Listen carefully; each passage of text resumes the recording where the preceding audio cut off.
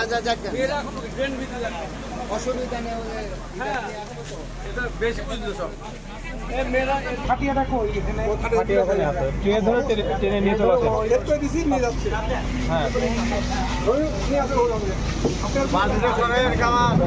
আপুর কথা বলে আসলে শেষ করা যাবে না। সে এত একটা ভালো মেয়ে, সে আমার বোন, তাকে আমি তো অনেক ভালোবাসি। তার এইভাবে যাওয়া আমি মেনে নিতে পারতেছি না। ভোটের ডিউটি করলো প্রীতিলতা হলে,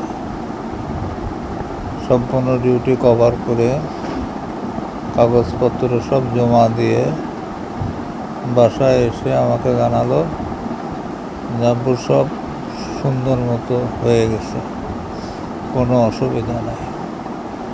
তা আমি বললাম যে তাহলে খেয়ে দিয়ে রেস্ট নাও। তো বললো জাব্বু নামাজ পড়িনি, নামাজটা পড়ে নিই। আজকের সকালে ঠিক 8:17 আমাকে হোয়াটসঅ্যাপে একটা মেসেজ দিছে। মেসেজটা হলো, আব্বু আমি ভোট গুনতে যাচ্ছি। ওই তার শেষ কথা, শেষ ছোঁয়া। আমি তার আধা ঘন্টা পরে আমার জামাইয়ের কাছে খবর পেলাম যে মৌমিতা আর নেই।